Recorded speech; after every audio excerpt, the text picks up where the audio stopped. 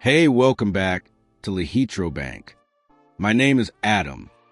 All right, let me tell you about one of the most uncomfortable, exciting, and eye-opening experiments I've ever done.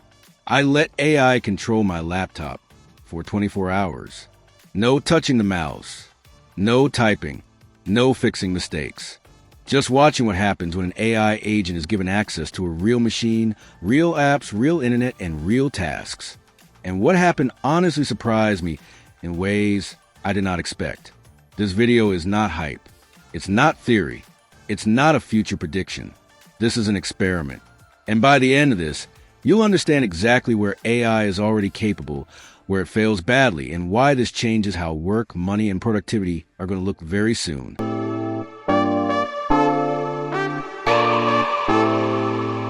So, let me start from the beginning. The idea was simple. What if I treated AI like a human assistant and gave it control over my laptop for a full day? Not just answering questions, but actually doing things. Opening browsers, switching tabs, writing documents, sending emails, researching, managing files. Basically behaving like a digital worker. I didn't give it complicated instructions. I gave it normal human instructions. Things like research a trending business idea, organize notes, draft emails, analyze information, and manage simple workflows. The goal wasn't to make AI look good. The goal was to see the truth. The first few hours were honestly shocking in a good way. The AI moved confidently. It opened tabs, searched intelligently, clicked links that actually made sense, scrolled through pages like a human would, and extracted information without me guiding every step. It wasn't random. It was intentional. At one point, I asked it to research a topic and summarize it in a document. Instead of just dumping text, it opened a doc, structured the content naturally, rewrote things in clear language, and organized everything in a way that felt usable. That's when it hit me. This wasn't just responding. It was working. Then I gave it something slightly harder. Manage multiple tasks at once. This is where things got interesting. It started switching between tabs, checking progress, and returned to unfinished tasks without me reminding it. That's something most people don't realize is a big deal. Context switching is hard even for humans, but the AI kept track of what it was doing. It didn't complain. It didn't lose focus. It didn't forget instructions. It just kept going.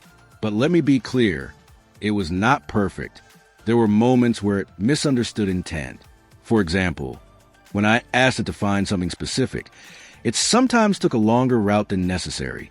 It would explore multiple sources instead of going straight to the best one. A human might shortcut that. The AI preferred being thorough. There were also moments where it hesitated. It would pause before taking action that felt risky, like submitting a form or sending something externally. And honestly, that hesitation made me trust it more, not less. Now, let's talk about the scary part. At some point during the experiment, I realized I was doing nothing. I was just watching. The AI was handling research, writing, organizing, and decision-making at a pace that was good enough to replace hours of human effort. Not perfect, but good enough. And that's when the question hit me. If this is what AI can do today with limited access and safety restrictions, what happens when it becomes smoother, faster, and cheaper? Because here's the truth most people are not ready to hear. Most laptop-based jobs are not creative masterpieces. They are workflows, repetitive decisions, information movement, data interpretation, communication. AI is extremely good at that. During the middle of the experiment, I tested something related to money. I asked the AI to analyze a simple online income idea, check competition, identify gaps, and outline next steps. It didn't just give surface-level advice. It compared options.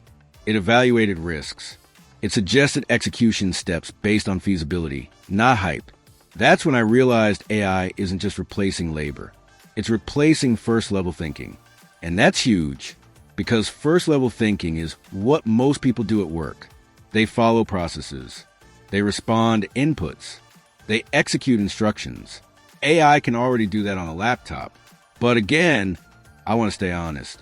The AI struggled with ambiguity.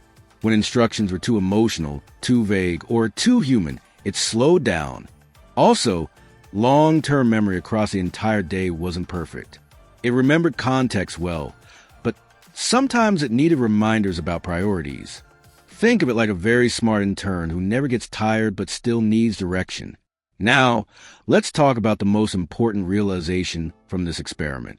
The real power was not that AI controlled my laptop. The real power was that I didn't need to control the AI. I wasn't micromanaging. I wasn't prompting every minute. I was giving goals and watching execution. That's the shift happening right now. We're moving from tools that assist humans to agents that act for humans. This is not about replacing creativity. This is about replacing friction. Think about how much time you waste switching tabs, copying data, writing drafts, organizing files, responding to basic messages. AI doesn't see that as work. It sees it as a sequence of actions. During the last few hours of the 24-hour experiment, I let the AI continue without new instructions.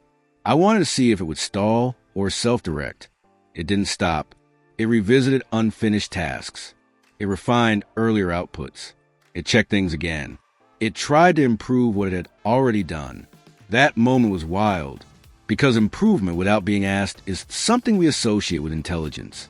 Now let's zoom out. Does this mean AI can replace humans tomorrow? No. Does this mean AI can replace large portions of laptop-based work very soon? Absolutely. And that's not fear. That's opportunity. Because the people who win in this shift are not the ones fighting AI. They are the ones learning how to supervise it. Instead of being the worker, you become the manager of intelligence. Instead of doing the task, you design the task. Instead of trading time for money, you build systems that execute for you. That's why this experiment matters. This wasn't about shock value. It was about clarity. AI controlling a laptop for 24 hours showed me something very clear. The future of work is not about humans versus AI. It's about humans with AI versus humans without AI. If you understand how to give good instructions, set clear goals, and evaluate results, AI becomes a multiplier. If you don't, it feels threatening. So here's the final takeaway I want to leave you with. AI doesn't need to be perfect to be disruptive. It just needs to be good enough. And right now it already is. What used to take hours can take minutes. What used to require teams can be handled by one person with the right setup. What used to feel overwhelming suddenly feels manageable. I didn't lose control during those 24 hours. I gained perspective. And once you see that, you can't unsee it. The real experiment is not letting AI control your laptop. The real experiment is letting go of the idea that you need to do everything yourself. Because the future belongs to people who know how to work with intelligence, not against it. And that future is already here. If you like this video, then hit that like and subscribe button. If you want more deep dives like this,